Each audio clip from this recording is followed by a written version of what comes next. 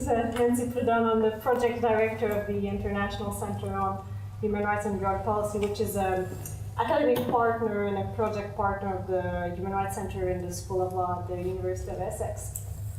The International Center on Human Rights and Drug Policy, or HRDP, was established to promote and develop academic and legal scholarship in international human rights law and how this intersects with drug-related issues. Our event this evening is part of a debate project series, which is based at the School of Law. And over the last year, the project brought us to South Africa, Galway, Ireland, brought us to New York, it brought us to Colombia, and it's bringing us here this evening. Our debates have involved academics and practitioners who have been debating and arguing over a wide range of questions, such as is strict drug control essential to realize the right to health? Should drug addiction be recognized as a disability? Is the current drug control system complementary with human rights? Is drug-related violence, is the law of armed conflict applicable to drug-related violence? And this evening we have another topic, which is we'll look at whether, what's our topic now? Is there a right to use illicit drugs? Is there a right to use illicit drugs? I wanted to make sure I didn't get it wrong. So this evening, the debate is quite special because it's the last of our series of debates. So that's one reason. The other reason is because it's also the first debate who's going to oppose two postgraduate teams. Another reason why the debate is special is because it's going to involve a team from the University of Essex, from the Human Rights Program, but also a team from the Irish Centre for Human Rights at the National University of Ireland, Galway. And the Irish Centre was quite instrumental in developing the HRDP. And it was also a home, academic home, professional home for a few of us which are in this room this evening. Before giving the floor to our moderator, to Noam, I'd like to say a few thank you. I'd like to thank the Human Rights Center and the School of Law at the University of Essex. I'd like to thank my colleagues from the HRDP, the co-directors, Rick Lyons and Damon Barrett. I'd like to thank our four debaters who were quite brave, I think, and accepted the challenge to prepare for this evening amongst essays and amongst exams.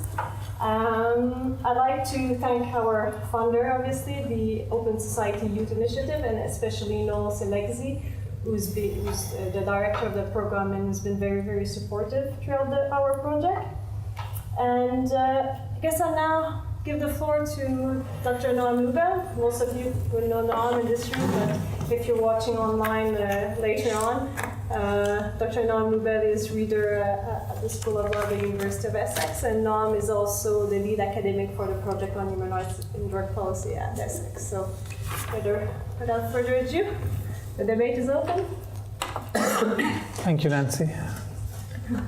Okay, so I'm not going to give a long talk about human rights and drug policy. Presumably you already realize that there is a connection between the two, and Nancy mentioned the different debates that we've already had as part of this project, which span across issues from the right to health and over to issues of armed conflict. And today's one is different to all the other debates. Perhaps in a way, today's topic is the most, in a sense, obvious, some people might have said, if you sort of ask them, what about human rights and drugs? People say, is there a right to use drugs? Right. And we actually, on purpose, saved this for last, because it was more important to start with the other issues that were mentioned in the other debates, where people don't always think about aspects of right to health, disability rights, armed conflict, and so on. But of course, we did want to make sure we cover this topic as well, and that's what we're doing today. The other thing to note about this particular debate is that there, in addition to having the chance to try and be the winning team and win the debate, one of the four, unfortunately, can only be one. We would have liked it to be all four, but one of the four participants will also win the prize of the best debater of the evening, and that prize will involve a full scholarship going to take part in a summer school on drug policy and human rights in Budapest later this summer, which is the main program internationally in this field, and have a chance to learn a lot on that program. So if there wasn't already enough incentive to do well, and I just say incentive, I don't say pressure, then here it is.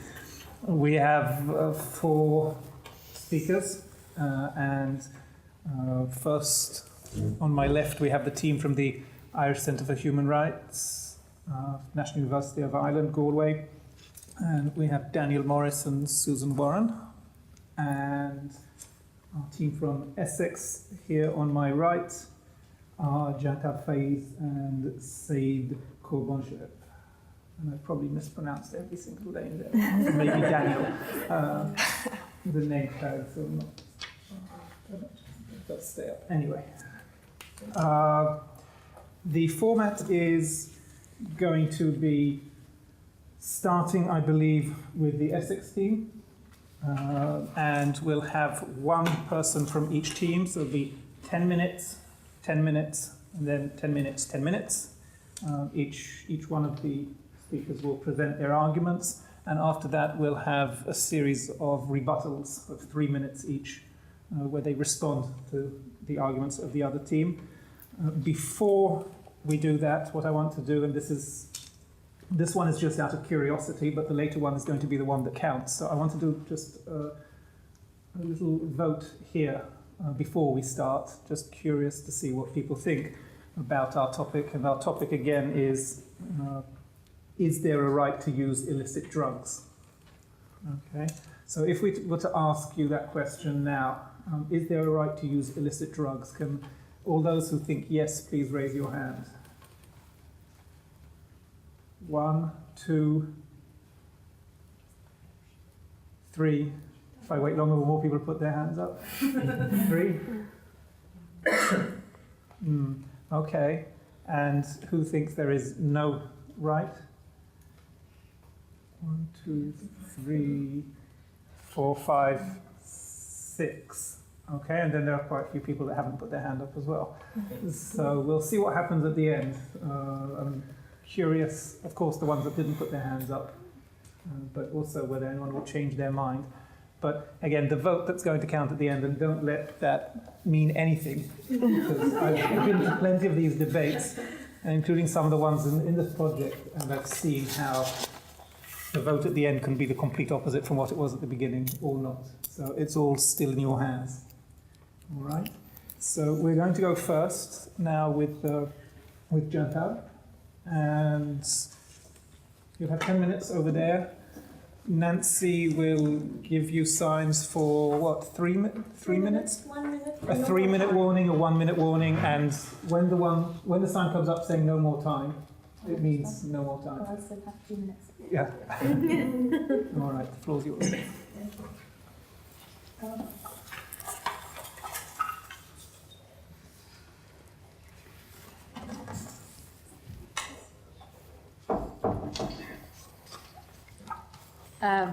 Hello everyone, and by everyone's permission here, and I welcome the other team from the Galway University as well. Maybe I should first apologize for my not really good English, so if you don't understand, you may just interrupt and ask again. I will answer or repeat what I say. So today's debate is about whether or not there is a right to use illicit drugs. And our team is going to be presenting the side on that there is, we believe there is a right to use drugs, and this right is a fundamental right, in fact. And we will be debating on this side today.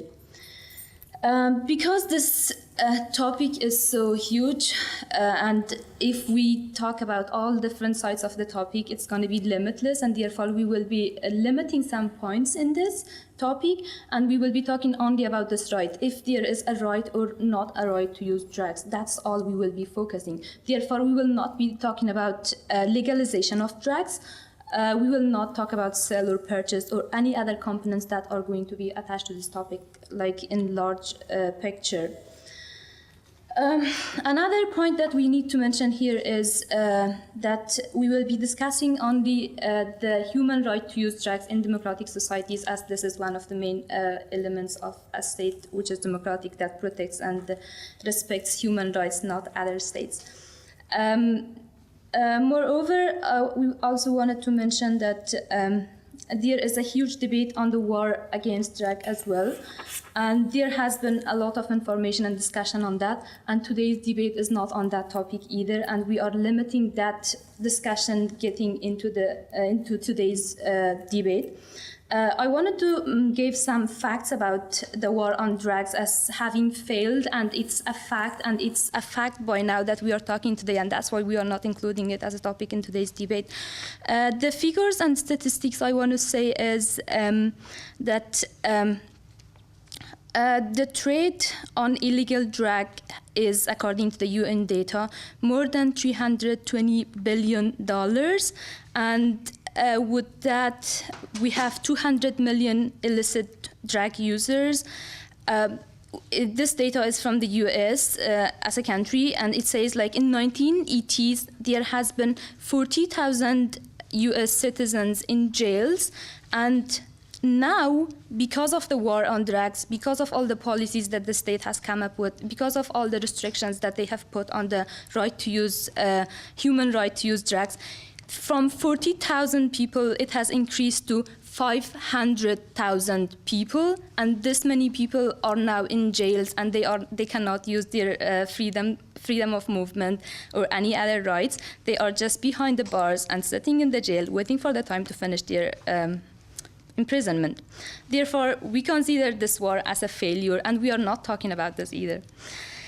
On the other hand, legalization of drug is also another point about this debate, which is very broad.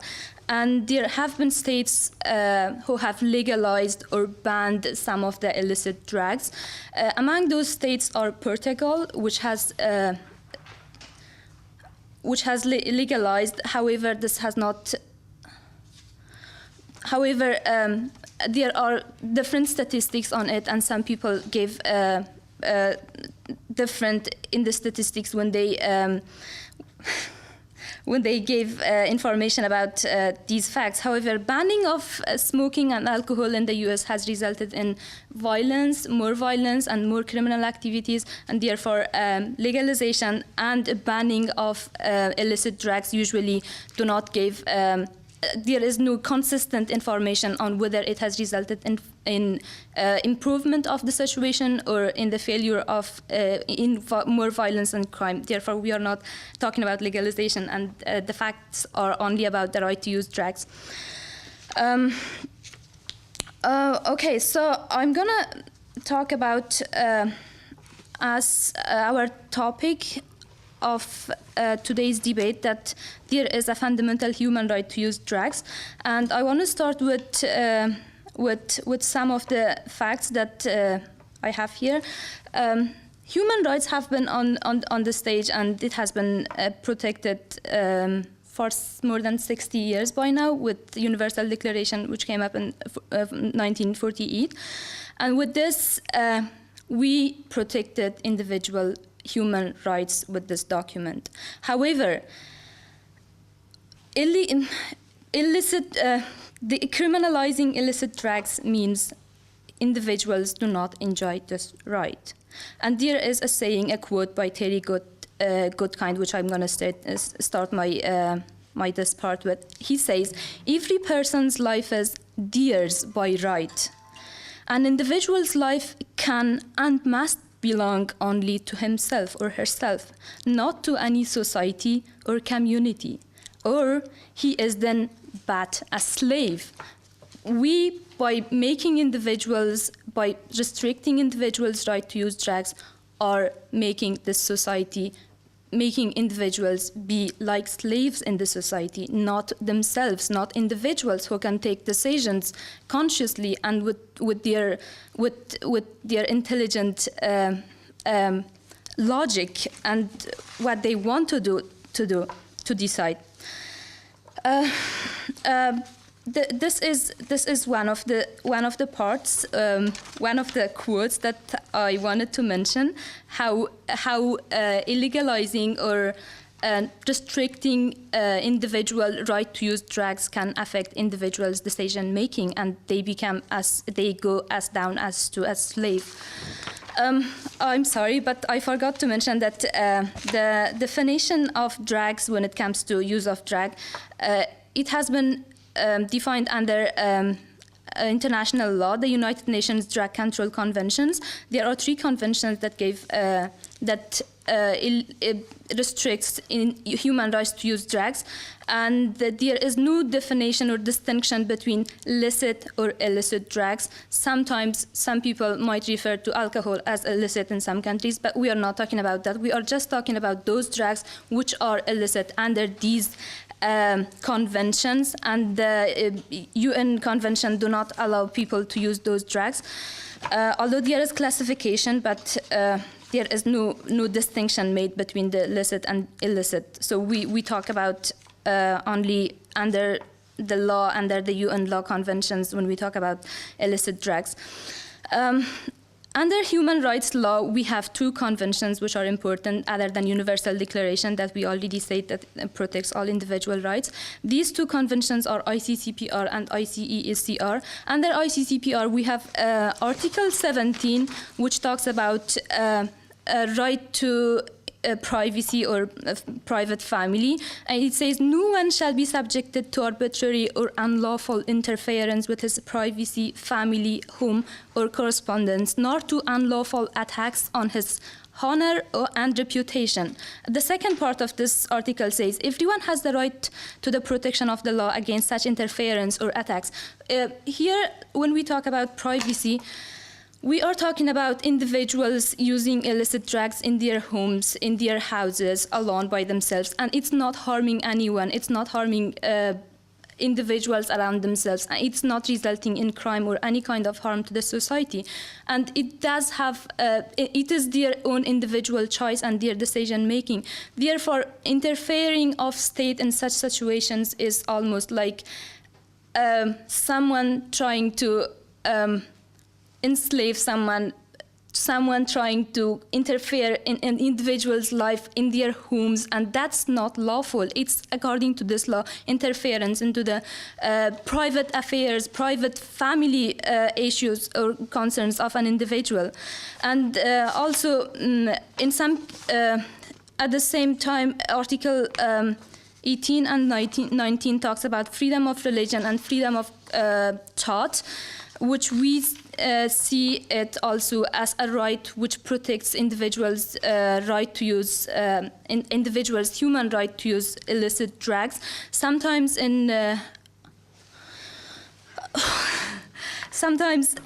individuals use illicit drugs for not just recreational, but also to increase their creativity. And that's the cases when it comes to religion and when it comes to culture as well. And some people, like celebrities, for example, John Mellon, they have been using some of the illicit drugs to increase their creativity.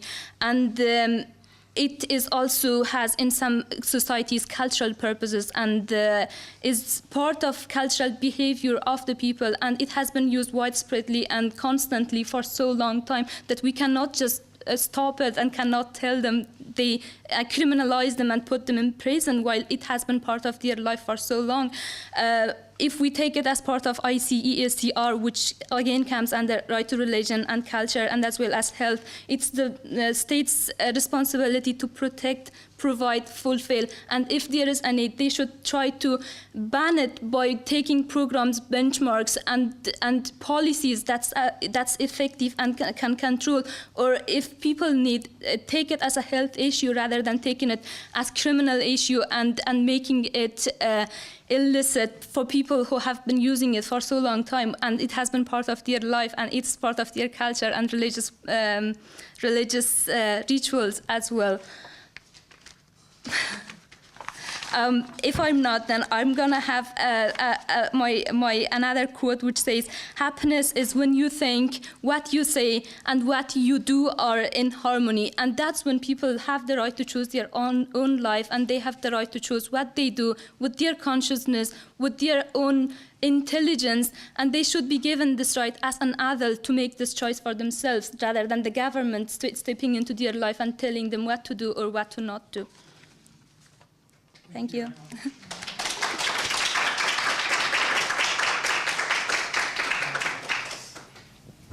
Daniel.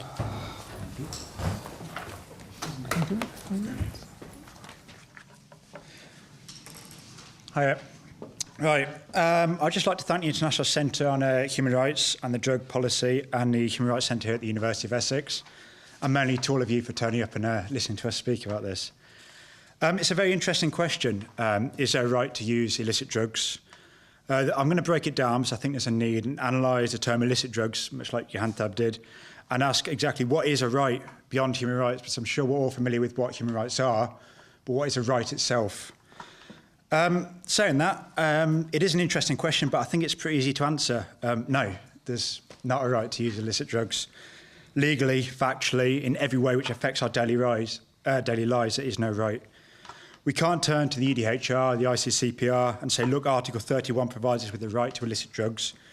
What we have is an international framework of 3 treaties and a raft of domestic interpretations with the common goal of prohibiting, not necessarily criminalising, but prohibiting the manufacture, cultivation, trade and possession of a wide variety of drugs outside of a medical and scientific context.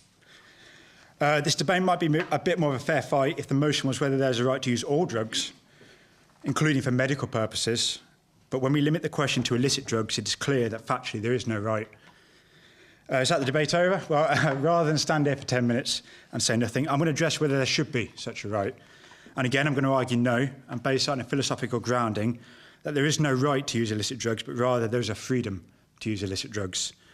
Now, there's a need to make a distinction. The position that no, there is not a right to illicit drugs is not an argument that necessarily supports or favours the current international drug control framework, nor the domestic provisions of such control. Legalisation is a different but interlinked question. Interlinked in the sense that if you argue, as the team from Essex here are doing, that there is such a right, it would require a move to legalisation. You couldn't have the right without legalisation. Arguing that there is not a right to use illicit drugs does not impact on legalisation in quite the same way. That being said, it is possible to be pro-legalisation or pro-decriminalisation whilst maintaining that there is no right to illicit drugs. Right, what are illicit drugs? The Cambridge Dictionary provides illicit as illegal or disapproved of by society, which doesn't really help us that much. The 3 international treaties which establish international drug control framework refer to illicit with reference to illicit traffic, illicit traffickers, illicit use, illicit manufacture, illicit cultivation. But there's no reference to illicit drugs. There's no definition in the 3 international treaties of what exactly is an illicit drug. The United Nations Office on Drugs and Crime provides that the UN Drug Control Conventions do not recognise a distinction between licit and illicit drugs. They describe only use to be licit or illicit. Here, the term illicit drugs is used to describe drugs which are under international control and which may or may not have licit medical purposes, but which are produced, trafficked and or consumed illicitly. Right, so illicit drugs then is a term based on the use of the drugs themselves, which I'm sure here we'd all agree would refer to cocaine, heroin or cannabis outside of any medical purpose, which leaves us with recreational use, the use for pleasure. As such, illicit drugs are drugs scheduled under the international framework used recreationally for pleasure. The use for pleasure is an important distinction I will return to. Right, what is a right? UNESCO provides that a right is a condition of living without which men cannot give the best of themselves as active members of the community because they are deprived of the means to fulfil themselves as human beings. All right, that doesn't really help us. I'm going to say a right is a legal, moral or social claim that people are entitled to, primarily from their governments.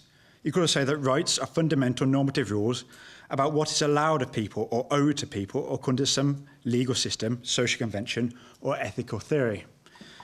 I mean, how do rights take shape? We have human rights, moral rights, which they've argued over there as fundamental rights, political rights, rights as privileges, claims, powers, active and passive rights, negative and positive rights.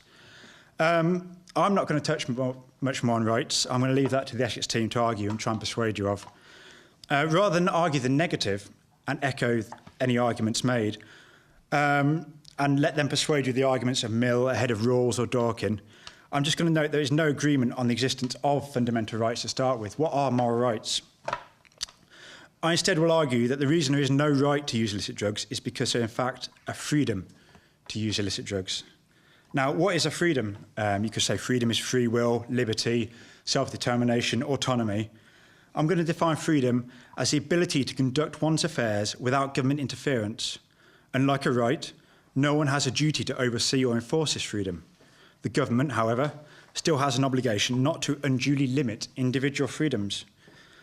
We are permitted to exercise our freedom unless these freedoms are limited by the state. At the end of the day, do we have a freedom to do what we want? No, we don't. If we're talking about rights, then any paternalistic limitation would have to be minimal and justified, but we're talking here about freedoms. A freedom can be completely limited if a state so desires, as is the case with illicit drugs. There is some interplay between rights and freedoms, especially because both are often codified together as human rights. But this does not alter the fact that rights and freedoms can of themselves exist as separate concepts outside of the human rights realm. Not all rights are human rights. For example, the right to work. Not all freedoms are human rights. For example, the freedom to use illicit drugs. All right. When we look at illicit drugs, analogies are often drawn. There's many analogies between drugs and recreational sports and drugs and gambling. And that both sports and gambling are interesting analogies as they too are recreational activities. I would hope that most, if not all of us here, have a life outside of the academic career and partake in sports of some sort. But I don't believe you can say there's a right to run. There's a freedom to run. Now, I wanted to return to the definition of the use of illicit drugs in the fact that the use of illicit drugs is a recreational use. It is a use for pleasure. Recreational and pleasurable activities are often freedoms rather than rights. There is no right to sex, as disappointing as that is to some. There's only a freedom. It may be that we don't value pleasure highly enough in our society. It is a point of view that I subscribe to personally. However, pleasurable activities are freedoms, and the use of illicit drugs is a pleasurable activity. Other pleasurable activities include the use of alcohol and tobacco. Many comparisons are made to alcohol and tobacco where there are very few arguments for non-recreational use. We're past a stage where doctors recommend Guinness to pregnant women, and I don't know about you guys, but I don't go to the pub pretending I'm doing anything else and harming my body and possibly having a good conversation. However, there's no right to use alcohol and tobacco. These are just examples of freedoms which are less stringently limited than illicit drugs. We limit by age and location. We can't smoke in this room. We can't smoke in bars. We can't smoke in train stations. And we can't buy alcohol after a certain time. Furthermore, we actively discourage the use of alcohol and tobacco. The advertisement campaigns against tobacco are growing exponentially. Furthermore, smoking and drinking are targeted through taxation, which, if you subscribe to Mill's harm theory, is only possible given the fact they are freedoms. Mill argues that to prevent someone from using their right, remonstrations might be used, but compulsions can't be. Taxation is a compulsion. Therefore, it cannot be a right if you follow Mill and his paternalistic arguments. Beyond this, and I throw this out there as an open question, what would a right to use tobacco look like? How could it take form? And finally, would we want to give tobacco, alcoholic beverages, or more relevant to this motion of this debate, pharmaceutical companies, the language of rights? The distinction between rights and freedoms is often forgotten, but both rights and freedoms create the society that we live in today. Rights are fundamentally stronger than freedoms, and as such can only be limited or derogated from in manners to least infringe upon these rights. Freedoms are more general, but no less important, but can be limited completely if our democratically elected government decides to do so. This is the case when it comes to the use of illicit drugs. The recreational use of drugs, like cannabis and cocaine for pleasure, is a freedom which is not provided for in this society. I'm not arguing that this is a good state of affairs, merely that it is the state of affairs. Arguing that there's a freedom to use illicit drugs does not of itself advocate for an immediate move to legalisation like a right to use illicit drugs would demand. Freedom allows us to take a wide-ranging approach with the flexibility to adapt to unforeseen circumstances. Such flexibility is paramount in promoting a health-based approach to drug use, whether for medical or recreational use. Thank you.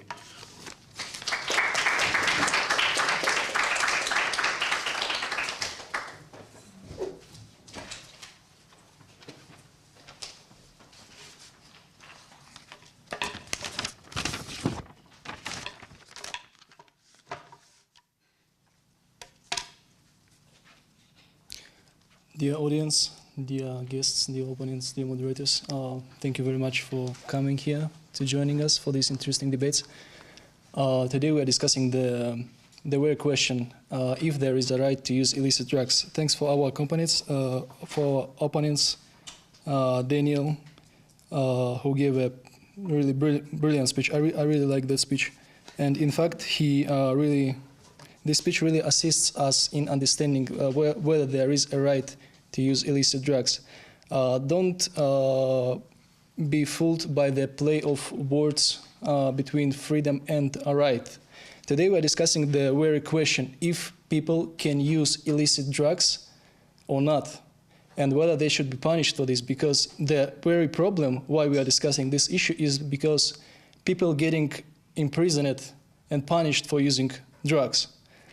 That's why we argue that there is a right. And in fact, I see that the opponents agreed with us that, well, okay, there is not right, but there is freedom.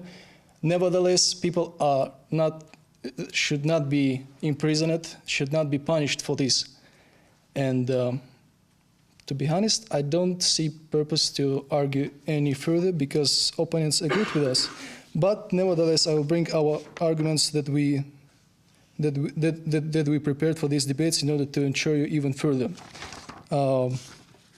But for the beginning, I might just have a quick look on my notes and maybe give some rebuttal.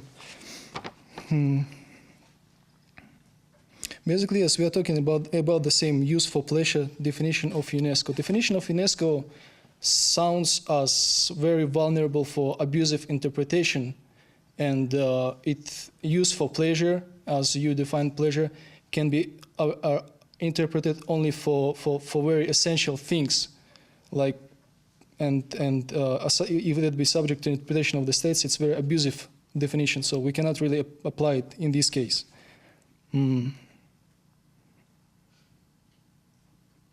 Okay, we are talking about the rights and freedoms. Freedoms can be restricted, but rights also can be restricted. We can say that for the certain purposes, during certain circumstances, states can restrict rights. And it doesn't really make big change between the rights and freedoms. You argue about that the rights are more general and freedoms are more narrow. To be honest, I do not agree with you. Maybe some rights include the interpretation of some freedoms, but there are some certain freedoms which are stated separately. So freedom of expression, freedom from discrimination are two main examples. Okay, now I'll go back to our arguments. I'm sure that the opponents will give us a rebuttal on this, but I want to draw your attention and to stay focused on the very question. Should people be punished for what they put in their body or not? So we have four basic arguments, and okay, now I will get to them. According to the 2008 UN Office on Drug Control report, in the world there are 250 million of people who use drugs. Among them, 10% are addicted, and 90% use it for recreational purposes or health purposes. Let's consider the addiction. Should we consider those people who are addicted, who suffer from using drugs, as criminals, or should we treat them as those who are sick and offer them help and provide and ensure their right to health? For me, the answer is very clear. We should treat them as sick people and provide them with proper treatment, and states have certain responsibilities in this regard. Actually, 10% is 25 million, which is 3 times population of my country, which is Tajikistan. Now, about those who use the drugs for recreational purposes or for health purposes, those are 225 million. should we treat them as criminals as well, just because they use something, they put something into their body while not harming others, or not like not violating their, not interfering with rights and freedoms of others? This is also a very good question. I think this is the main philosophy and the main prism which should be used to address this very question. Whether I have right to put something to my body, or in general do something with my life, if I'm not harming others, if that doesn't disturb others. We're not talking about families and children right now, we're talking about in the concept of society. Okay. Health. Nancy, sorry, how much time do I have? Okay, good. So basically, yes, talking about the, just a quick mention, and not to give space for not to give a gap in my argument. By right to use illicit drugs, we mean that they're controlled, right? Not just everybody can use them. I mean, it is indeed the subject for regulation and certain restrictions, as we can see with the tobacco and alcohol. Like children cannot get them, you cannot get them in everywhere, and there is a certain time for selling them. Drugs are also subject for certain limitations in use.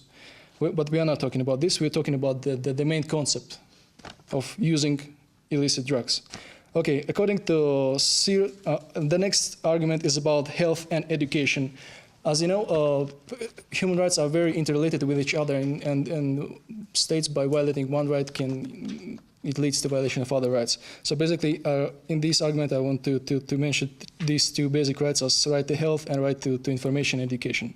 Sir Thomas More, in his Utopia, argues that states first force people to be uneducated. And by this, states create thieves, and then states punish them. So what are those who are thieves? Are they guilty, really? Because state denies their right to education. Okay, what we can see here is that in certain countries, because the use of drugs is prohibited, the people are denied of the information on drugs. Not that the drugs are bad, but if they use it, how they should use it. I mean, the safeguards, the main principles, what you have to pay attention for, because drugs are different and you have to be careful with them if you use them. Even those which are light, marijuana, you still have to be careful with them. So basically what happens is that, thank you. Basically what happens is that in Russia, for example of Russia, the publishers were denied the right they were denied, rejected to publish certain safeguards on how to use drugs intravenously. And what we can see in Russia today is that Russia is now country number one in the list of those where the HIV spreads the fastest. So basically there is a very fast growth of HIV, mainly because there are repeatedly use of injections, yeah. So basically, and it's not only causing the HIV infections, but also AIDS, hepatitis B and C, and other illnesses which are transmitted by the intravenous way. And also, of course, we as Janatap already mentioned, and I'm developing this argument further, is that there is a right for culture, there is a right of minorities and indigenous people, and religion. This practice, and people used to do it for a long time. It's not only their like casual practice, it's the part of their tradition, and we have to respect this tradition. If we stick to international conventions, it is Article 27 of the ICCPR, basically, which says that, okay, you can see it yourself, I'm sorry, I don't have my notes. So basically it says that the rights of minorities, indigenous people to practice their religion, to save their culture, and to use their language is not subject to any restrictions. So in this case, minorities of the Latin America, in the Andes region and the mountainous region, those religious practices of Hindu and Sufi who use some kinds of drugs, thank you. They is another proof that there is a right, and I have very few time left. very little time left, so I just want to repeat once again that please don't be fooled by the game of words. Freedom and right, they are not opposite. Mainly these are two words, maybe a bit different, but the meaning nevertheless the same. People should not be punished for what they do with their private life as far as they don't harm others. Thank you very much.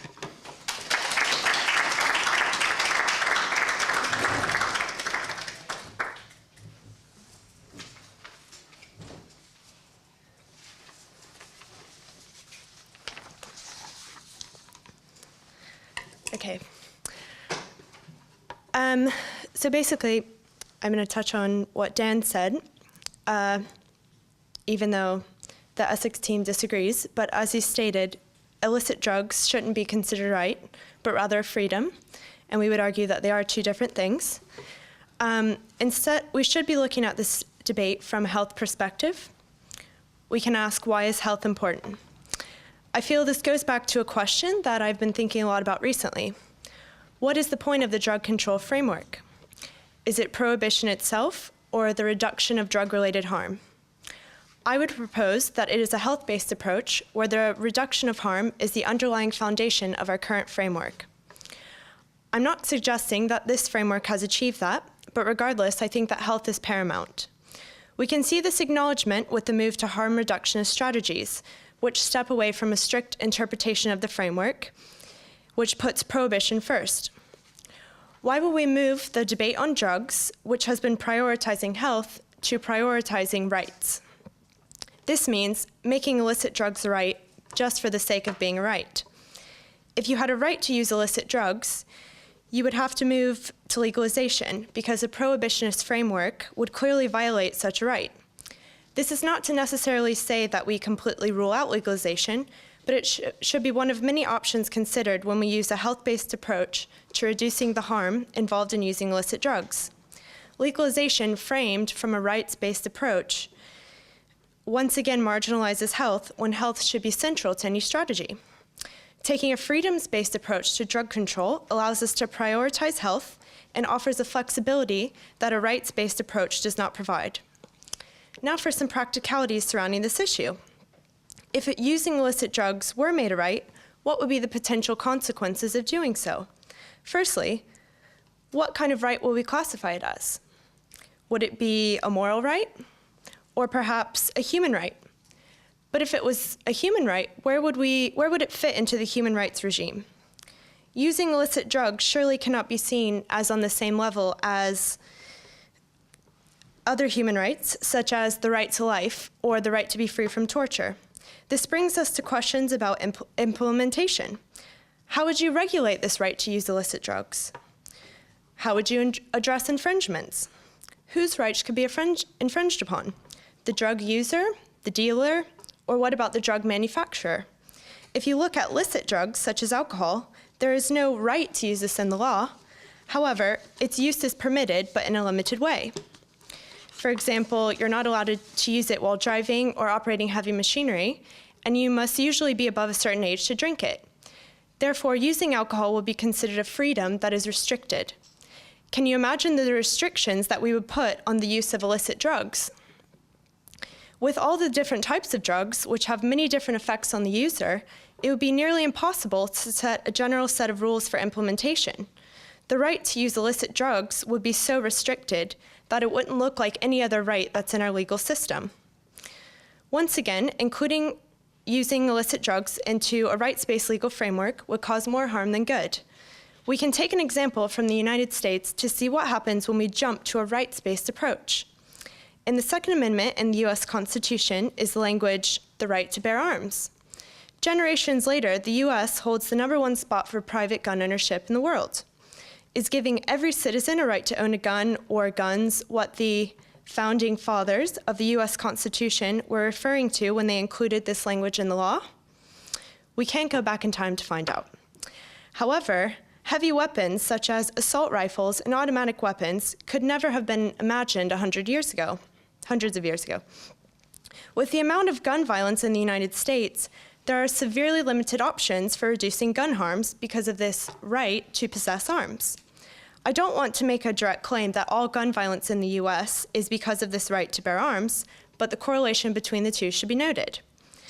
We must also look at the politics that would surround drug reform. How would you sell this politically? How could you campaign against illicit drugs if there is a right to use them? If the use of illicit drugs were made a right, if the use of illicit drugs were made a right, this doesn't provide support for any type of reform. Who would be providing these rights? Could we expect governments to uphold this right as it is expected to uphold other rights? Obligations from the state to protect would mean that states would have to provide services when people exercise this right and it goes wrong.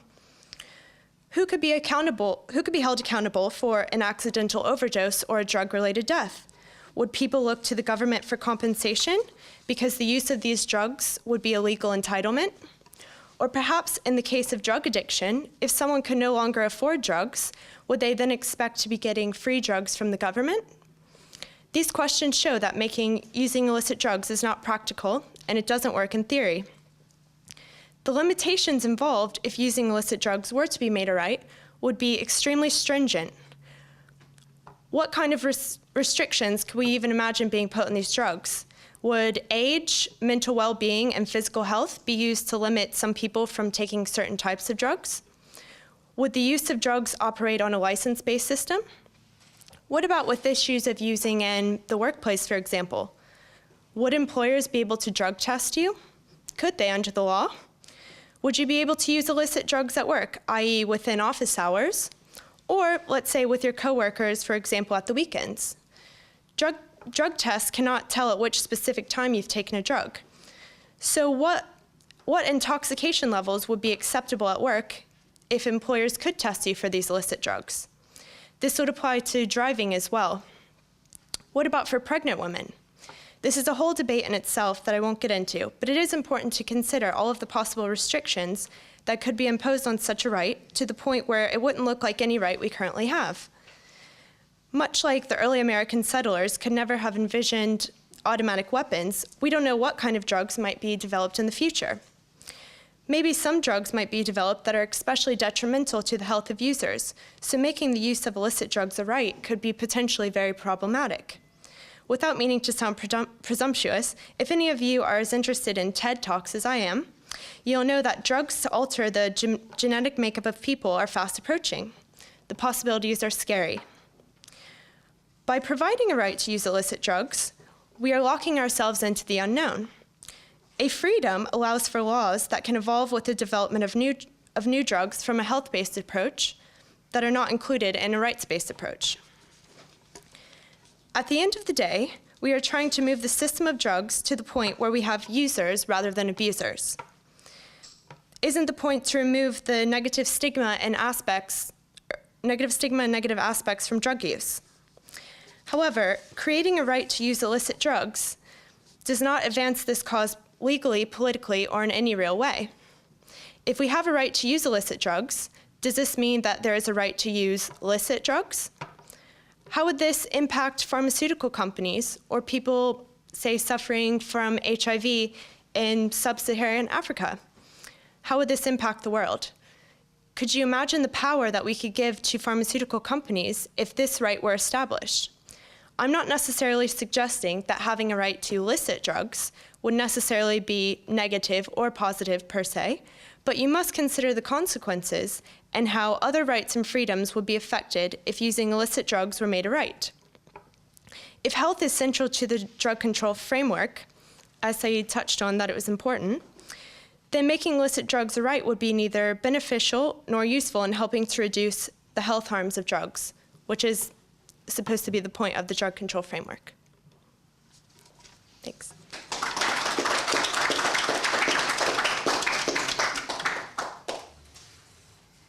Thank you very much, all four of you, for the presentations. Personally, I found it extremely difficult. I wanted to keep jumping up and arguing back with all four of you. What we're going to do in a second is have short rebuttals, but we'll just let the cameraman change the tapes before we do that. So we'll pause for a few seconds while you change the tapes. Tell me when you're ready again. No. Okay.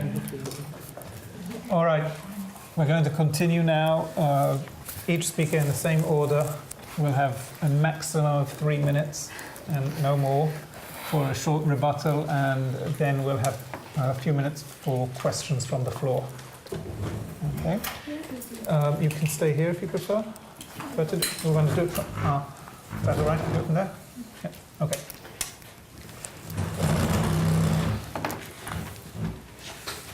All right. Okay, so hello once again.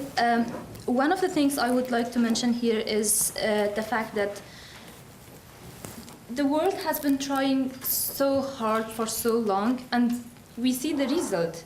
There is no way to stop it, and people want to take it, and they are used to taking it for recreational purpose. We are not talking about addiction. That's one point to be made. Out of all the people who are using illicit drugs, only 5 to 10% of them are addicts. The rest uses it just for recreational purposes, and that doesn't have anything to do with addiction or any extra burdens on the states to provide those illicit drug users with the drug or anything else. So we have to take that part out of our debate. I would like to also mention this, that there are people who have diseases like anything else, like they have diabetes, they have sicknesses. I mean, we cannot control that. So being addicted is also a sickness. They have to treat them, and that's not part of the making a human rights to use illegal drugs. We cannot use this as a negative example for this. Addictionism is separate from using illicit drugs for recreational purposes.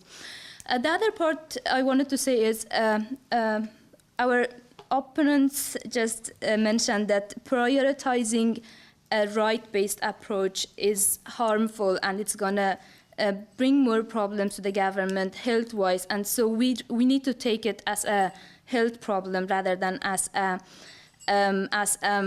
right-based approach.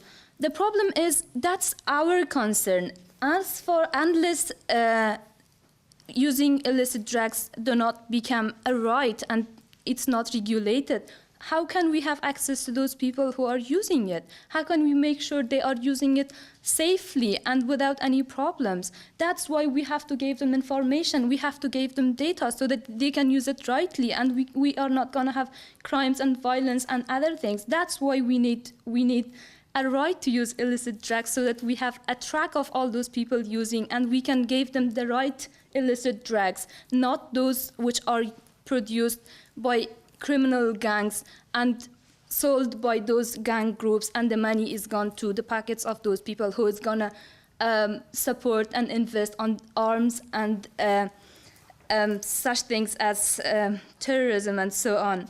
So there is a huge difference between the two, and our approach to make it legal, we'd say we are not going to talk about legalization, but since she brought the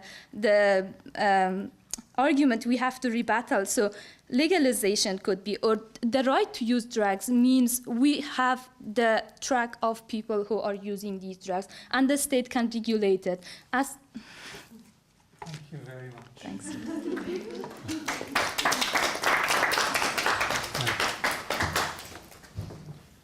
I'll start. Right, first thing I'd say is I agree with half of what they're saying. I really do. But I don't think you need to have a right to do what they're saying. You don't need a right to legalise. You can legalise without having a right to do so. That's the first thing I point out. And secondly, I would argue that if there's a right to use illicit drugs, you can't sustain that position without arguing that there's a right to legalisation. So if they want to touch on that, that's grand. Right. I also agree that with a right to religion, it might provide a use for the use of drugs. But I don't think this provides for an individual right to use drugs. Furthermore, since the concept or the motion of this debate is limited to illicit drugs, if there's a right, or if there's an ability to use drugs through the right of religion, then they're no longer illicit, because licit and illicit is based on the use. So if they're used for illicit purpose through religion, they're no longer illicit drugs. So again, I agree with what they're saying, but I don't think there needs to be a right to use illicit drugs to provide for this. And again, the right to privacy, if the government was so inclined, it could provide for the use of drugs in a home. But there doesn't have to be a right to use illicit drugs for a government to do that. Essentially, what I'm trying to say is that if you have a right to food, you don't necessarily have a right to an orange. A does not equal B all the time. Finally, I don't want there to be... I don't want really to get into the rights, the fundamental aspects of what a right is, I don't want to get to aspects of what is a fundamental right or a moral right. But I don't believe that a right to use illicit drugs underpins our society or strengthens democracy. So I don't really think if you're reading Kant, Rawls or Dworkin, you can really argue that is a fundamental right. And they have mentioned they touched on the concept of paternalism, both in the strong and soft forms. But again, we're arguing that this is a freedom, not a right. So you can limit freedom to the point where it is made illegal. And again, they are saying that my distinction between what a right is and what a freedom is purely semantics. Again, a freedom is something which is not provided for by a government, and a right is, essentially. But I think there are two very different concepts. And the fact that human rights codifies both freedoms and rights, I think demonstrates the importance of both of them within the system. Thank you.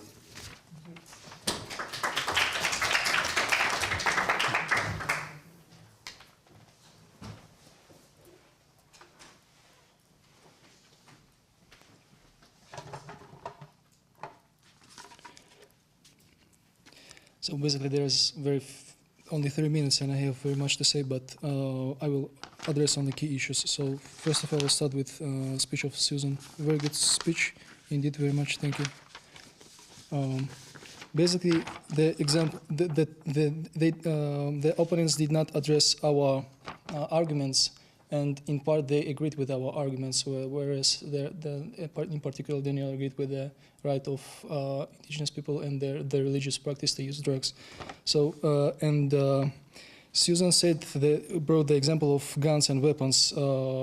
This is a bit different because guns and weapons are mainly used not for recreational purposes, but to harm or kill or self-defense, but it implies to harm other people and their health. In this case, drugs are not harming others. We are only talking about people who use them. As Jahantap said, no, I don't know this. Okay.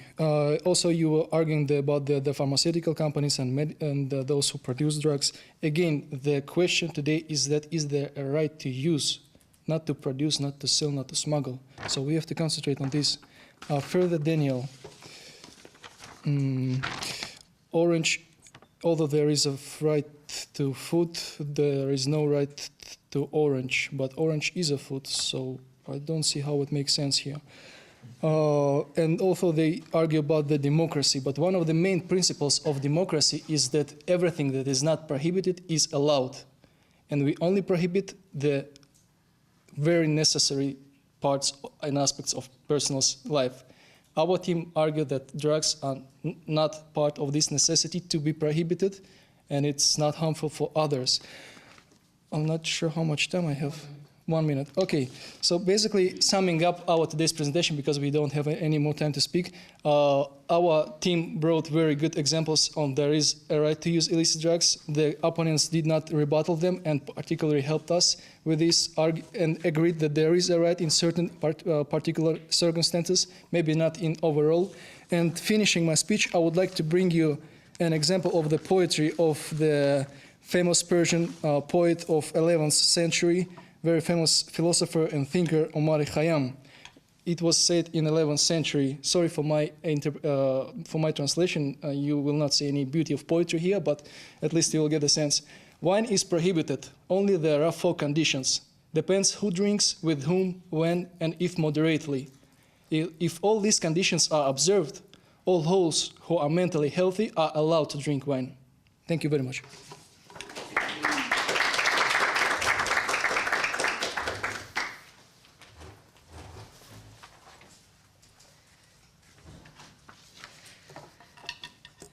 Okay. I think that the other side might be confused about the point that we're trying to make. When we say, we really aren't talking about that there shouldn't be an access to treatment or that people shouldn't take drugs if they wish and it's not harming others. We are just trying to argue that it shouldn't be in the legal system, covered by the government, that it would be difficult. That's why we are saying that we are to make it a freedom so that you can do it if you wish, but it's just not covered in the law as a right. Then basically, Jahantab was mentioning how will we be able to help drug addicts or any other people who are abusing drugs if we didn't have a right to use illicit drugs. I would argue that's why we have harm reduction programs such as that I feel like that's not really relevant to the question of should illicit drugs be made into a right. Also, my comparison between gun and drugs, obviously gun and drugs are different, but it's relevant to show how rights language can allow for control to be difficult, for a situation to escalate. When you always have something as a right, then it's a right, and it's hard to get around that in the law. That's all I meant to say about that comparison. Also, the right to religion, just because you have the right to religion doesn't mean you necessarily have an independent right to use illicit drugs. It just means you have the right to religion, and drugs aren't included as a specific right. And yeah, basically we're just arguing that it should be based on health and not on rights. You can still have a health-centered approach to drug policy that doesn't include rights. Basically, you're putting the health of people and trying to minimize harm first before making it right. Because harm reduction and health-centered approach can still work without making using illicit drugs a right. And yeah, and then basically, that's all we were saying. We're trying to just say that it shouldn't be in the legal system. And yeah, that's it.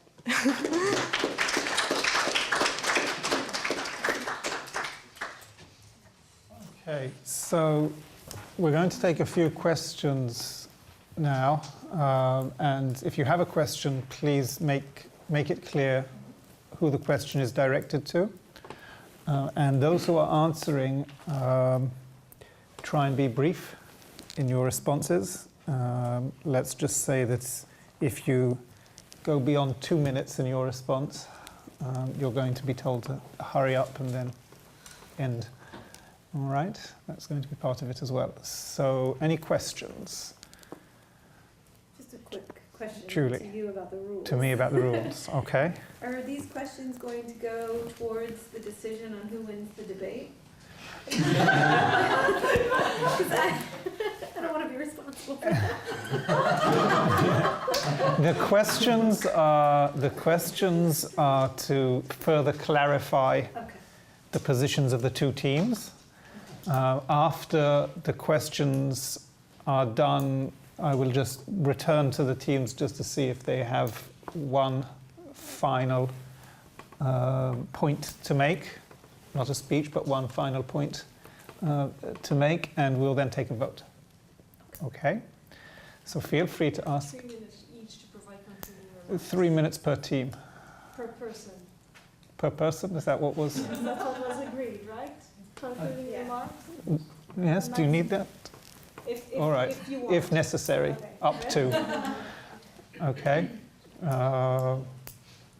Right, so are there any questions? Lorraine. I don't know who to ask, but I was wondering why none of the teams ever spoke about the distinctions of soft drugs versus hard drugs. Like in the Netherlands, soft drugs are allowed, but hard drugs are not allowed. And whether maybe this depends on how you interpret illicit. So would you allow cannabis, for example, but you don't allow LSD or drugs that are really harmful for your body or even more harmful for your body? Maybe I can ask the team that is going for the right. So do you think there could be a distinction between soft drugs and hard drugs, and only to allow soft drugs then? Well, with the different tables, if you see the international regime, there are different tables of drugs, table 1, table 2. Mm-hmm. But in here today, we don't distinguish between the different types of drugs. We only use the concept if there is a right to use drugs, if you don't harm others. And basically, as we said, the right to information, responsibility of states to provide information to educate people. And once the state ensured these obligations, these rights, or right to information, individuals have right to decide whether to use or not. But they are aware of the dangerous consequence, possible, not indeed they are going to be. Well, with certain types of drugs, we have to admit that yes, even if you tried it once, you can get addicted. There are new types of drugs which can cause really addiction really fast. But individuals have to be aware of this. Could I add? There's classification in the law of different types of drugs, but all of them are under this trafficking and smuggling prohibited under the UN conventions. However, in states under domestic law, they can have classifications based on what they might or might not allow, and that's not part of the international law. So there are, in some states, allowed some kind of drugs based on these, less harm and for recreational purposes, like in Netherlands, like in India for religious purposes, like in Uruguay for such purposes as well. But it depends on the domestic level. But what we are saying is we trust human beings and their consciousness, and so they should have a right to choose to use it or not use it. Can I come back just quickly? I just want to say, the international system schedules drugs and allows for domestic interpretations of those schedules. So it's up to the countries whether they're classed as hard or soft or whatever terms you want to use. What I'm going to say is that if you make a right to use illicit drugs, you're essentially arguing for legalisation. And I don't see how you could differentiate with legalisation between soft and hard drugs if it is a right. A freedoms-based approach will allow more flexibility to target specific drugs like cannabis or heroin and make distinctions between them. Okay, thank you. Anton? Yeah, thank you very much. I would like to ask a question to our guest. Well, I really struggle to understand what is in your opinion the difference between the right and the freedom, because the way you have presented is that the freedom you can do this, but you don't necessarily have to, which is precisely the right is. Like I want to eat, I get. So I have the right to food, but I don't necessarily have to eat. So it's the same with the drug, right? So I want to take some drugs, so I go and get them. If it's not my right, the state will say, no, you don't have the right to do this. So please clarify. Okay, I'll come back and Susan can come back after me. I define a freedom as the ability to conduct one's affairs without government interference. And like a right, no one has a duty to oversee and enforce this freedom. The government, however, still has an obligation not to unduly limit individual freedoms. I'll make an obvious comparison or analogy that they make in regards to this is in regards to driving. They often say that you should wear a seatbelt or you have to wear a helmet because it's a law. But then the opposite argument is that the government should not regulate in a paternalistic manner on things that only harm yourself. But again, there's no right to drive a car, there's only a freedom. So if a government wishes to provide that freedom, it can do. But it can also limit that freedom, as in driving a car, where you have to pass a test, you have to get a license, you have to buy a car, you have to pay for insurance, you have to obey the speed limits. There's no right to drive, but there's a freedom to drive. If that helps clarify it. You want to add anything, Susan?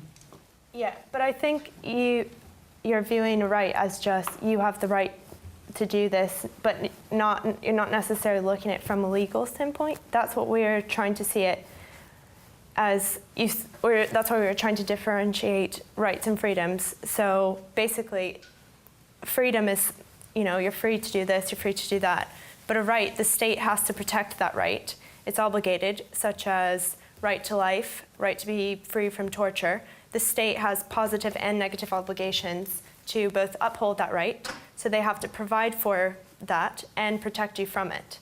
So that's what we're arguing is how would the government do that about drugs? Would they provide you drugs? How would they protect your right to use illicit drugs? Okay, thanks. And if you want to quickly. I'd like to clarify one fact. We at the beginning of the debate we said that there is a state obligation to respect, provide, fulfill, or protect, and there could be different levels of obligation by the state. While the right to drug does not have to be the obligation to provide for the people who use drug. It's for recreational purpose, and it's not for addicts to make state to provide them with the drugs that they need to use. They just, if someone as an adult makes his or her mind to use some type of illicit drug once a year, what's the problem with that? They could have a right or a freedom to use that, and that's what we want for individuals to have. While right does not definitely in this case mean the state's obligation to provide. It does not, and that's not our point. What about those who are addicted and they need? That's health problem. Should the state provide them with drugs? No, they should go to the health centers and. No, I mean state should state help them. Of course, yes. Okay, that's good. Okay. I'll just ask one question, then I'll come to you because it's linked. Okay. I have a question to each team, but I'll ask right now.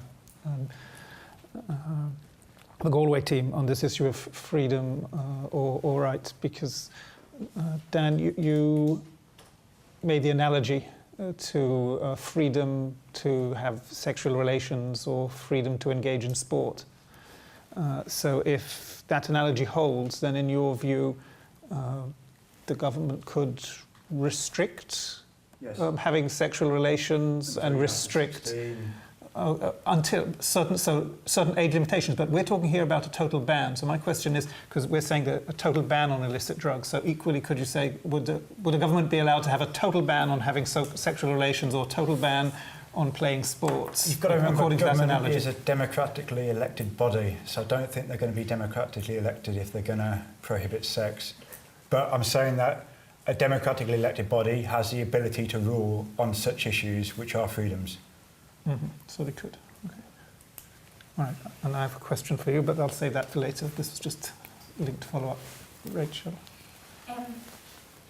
I thought the distinction you made between freedoms and rights is interesting, and I understand that distinction, but I feel like that was the only reason you said that you didn't have a right to use illicit drugs. I thought that the Essex team, when they implied that there was a right as a consequence of other rights, so you can read into the fact that you have the right to health or the right to freedom of religion, that it follows on from that you must have a right to use drugs. Similarly, there's the right to water, which is read into the right to an adequate standard of living, and I was just wondering if you have an opinion on whether maybe it might not be a standalone right, but it's a consequence of having other rights. Do you want to answer this one, Susan?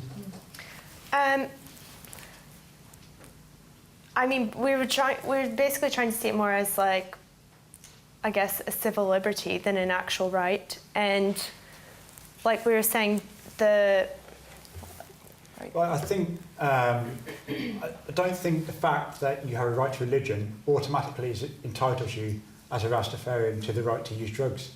I think the government can interpret the right to practice your religion to allow you to use drugs, but I don't think that creates an independent right of itself to stand alone in an international framework where other rights, such as the right to torture, it would be balanced against. And as Susan touched a lot upon, it would be extremely limited and wouldn't look like any other right currently within the framework. Tara? That's actually, I'm glad you ended with that, because that's what I wanted to ask you about, is you kept making comparisons to other rights and saying this wouldn't fit within the framework, this doesn't fit within the legal framework. But the rights freedoms distinctions, there are at least 4 rights that are freedoms within the ICCPR: the right to freedom of expression, the right to freedom of speech, the right to freedom of assembly, and the right to freedom of association, all of which are both, and the government has the right to limit them. And then similarly, Susan, the issue of how the government would deal with it on progressive realization, that mirrors in many ways the right to health or the right to food. And I think, while it's true, the right to food doesn't mean that you have a right to orange. The right to use illicit drugs doesn't mean that the government has to provide you with LSD. But it could mean that the government has to do other types of obligations. So how do you make the distinction?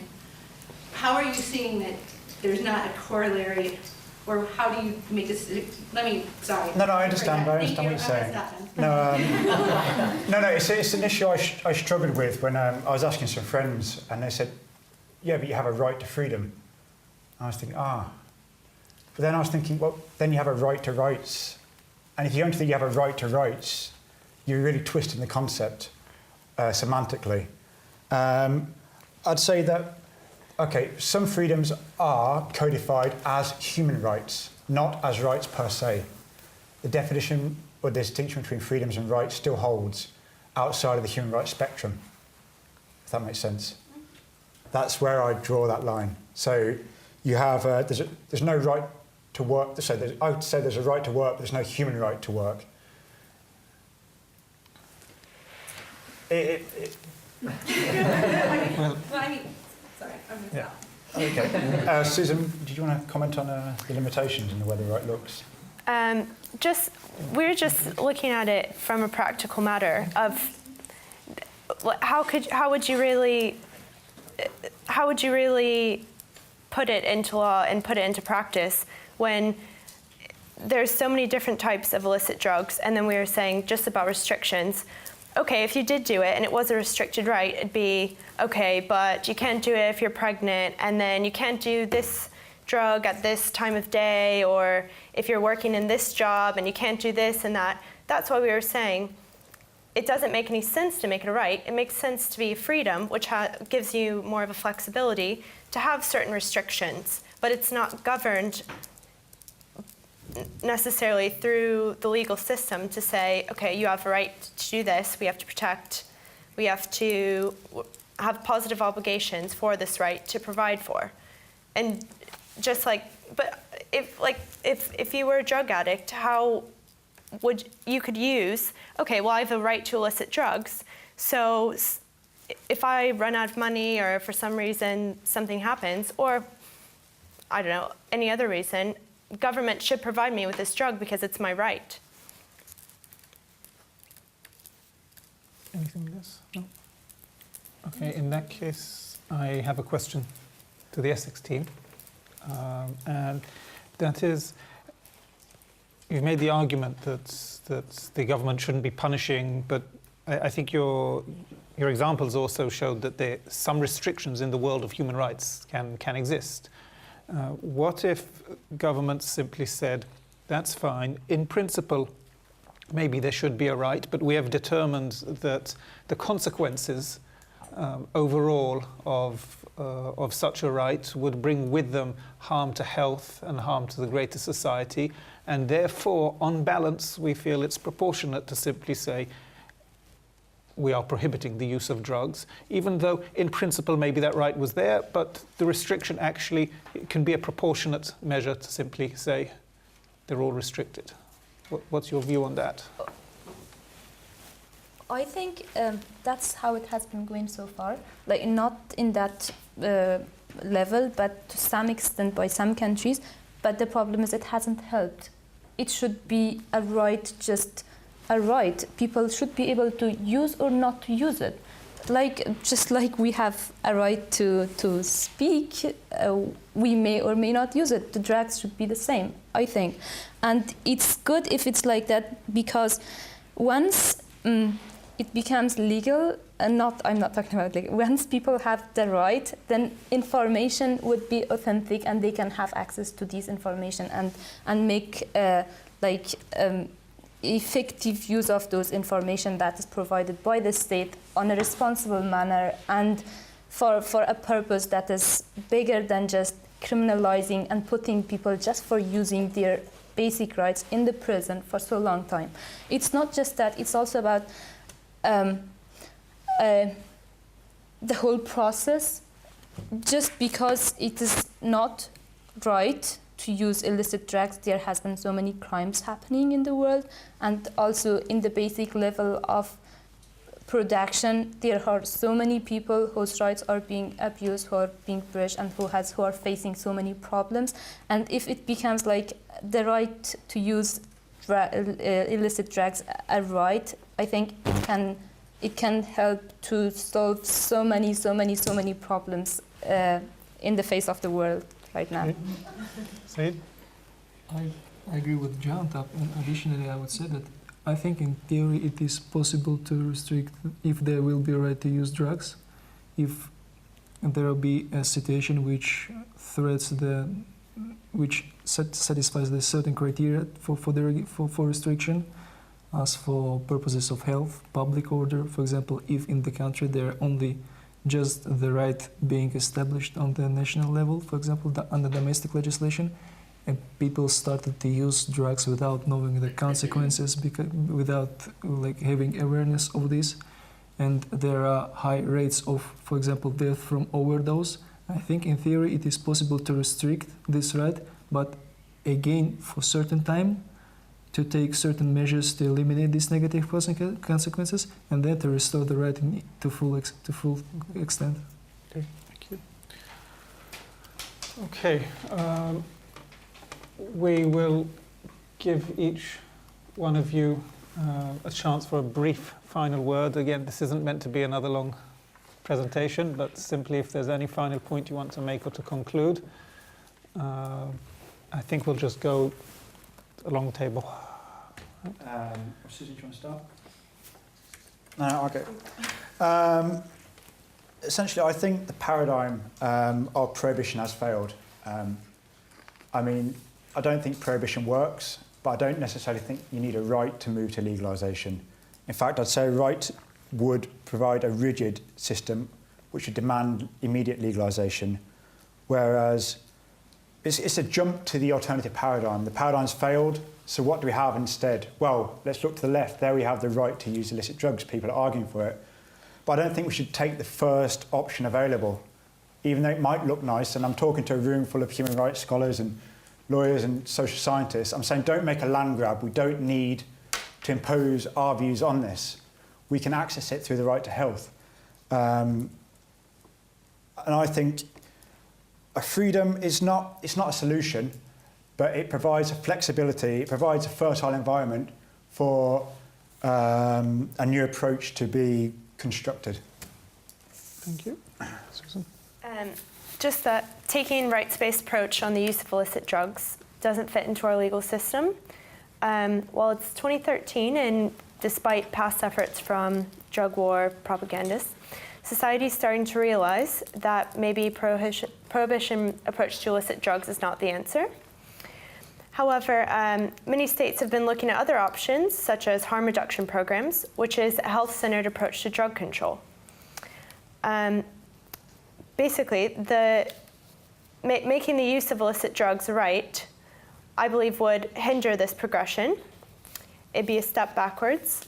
And we believe that using illicit drugs should be a freedom and not a right, because it'd be nearly impossible to regulate this right.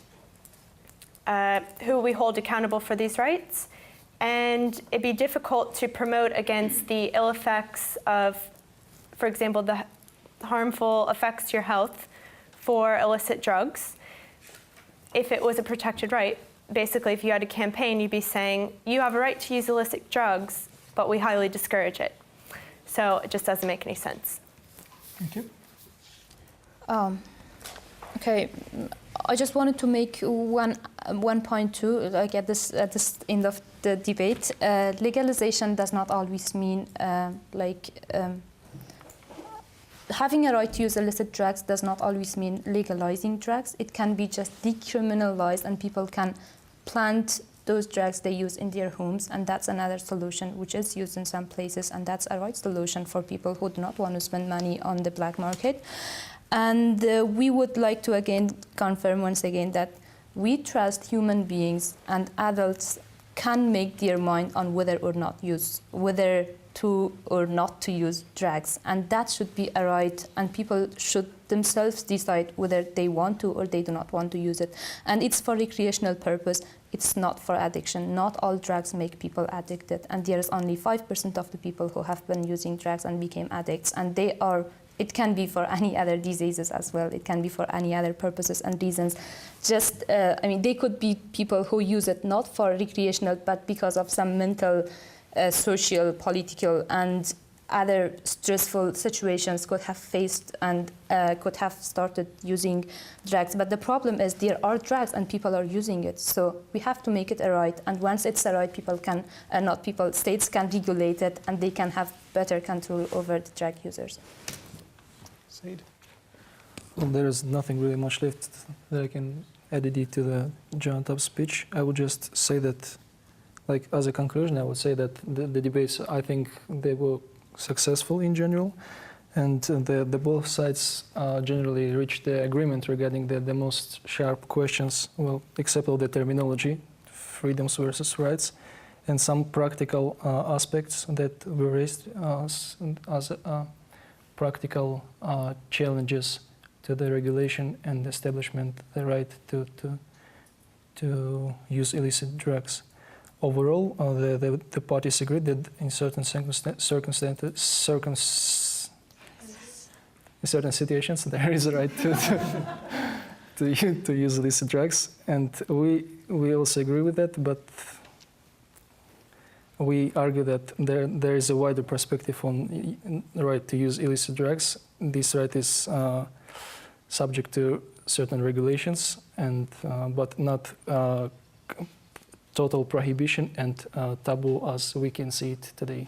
So, thank you. Thank you.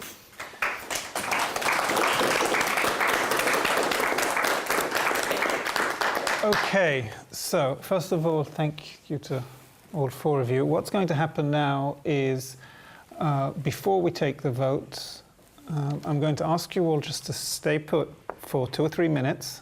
We have 3 judges who are going to step outside the room just for the deliberation on the best speaker, debater, and then we'll come back and we'll take the vote and we will announce the winner.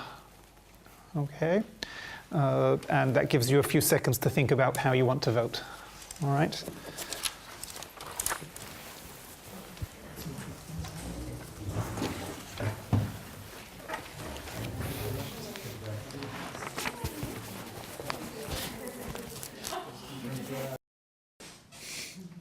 All right. So again, first of all, thanks to all 4 of you. I thought that was excellent. Everyone was really, really good. I thought we had a really good debate. We had lots of different points of view, opinions, interesting ideas that personally I didn't necessarily expect all of the arguments that were made here. So it was well done to everyone. The first thing we're going to do now is take a vote here to see which team won in terms of the argument. So the question was, is there a right to use illicit drugs? Who thinks that there is a right to use illicit drugs? Yes, there is a right to use illicit drugs. Those who think that, put your hands up, please. 1, 2, 3, 4, 5, 6. Maybe you can define like implicit right or like allowed right. We stick. Right is clear, this clear. Yeah, we stick with a question. I can't open it up more. Okay, who thinks there is no right to use illicit drugs? 1, 2, 3, 4, 5. Okay, so that's a narrow win for the team that argued there is a right to use illicit drugs. So well done. But I should stress 2 things. One, that was narrow. It was by 1 vote. So that's very, very close. The other is, if memory serves me correct, there are people here who changed their mind. I'm remembering some of the hands at the beginning and some of the hands now. So it means you've both teams done a good job, because there are people here. I've seen a few hands that have changed in both directions. Okay, so you have both actually managed to convince people who thought otherwise, and that's a fantastic achievement. Now, with regards to the winner of the best debater, what we were looking for essentially is nothing to do with the substance in terms of who we agree with in terms of is there a right to use illicit drugs or not. And by the way, the teams didn't get to choose. They were given the task of you are arguing for, you are arguing against. All right? So we're not judging on whether we agree. What we were looking for was in terms of presenting the arguments creatively, coherently, making whatever it is you are arguing for, making it clear, and very much also on the rebuttals, because in the sense of debating, how do you deal with opposing opinions, and do you take them on board, listen, and respond again in a way that is clear and convincing to the degree possible. And after deliberations of the three judges, and again it was very close because you all were excellent, but the winner of the best debater is Said.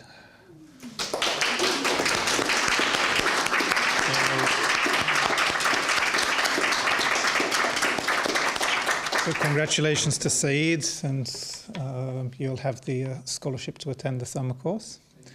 But again, congratulations to all four of you. In particular, thank you so much to the team from Galway, to Daniel and Susan for flying all the way over here to take part in this. Like I said, it's been really interesting. I am sure we will be hearing more about this because it's going to be on the web. It's going to be on the website of the Centre for Human Rights and Drug Policy. So we'll send you the link, and you can then spread the word. But this has been a successful event. It's been great to see students from both universities taking part and doing so well. And we're hoping to do more of these debates, not just sort of Essex and Galway, but around the world. Next year, we're putting together a project to try and go around the world and do student debates on these topics, bringing teams from different universities. And this has been a pilot project for that. And it's been fantastic. So thank you all once again, and you all did really well. Thanks.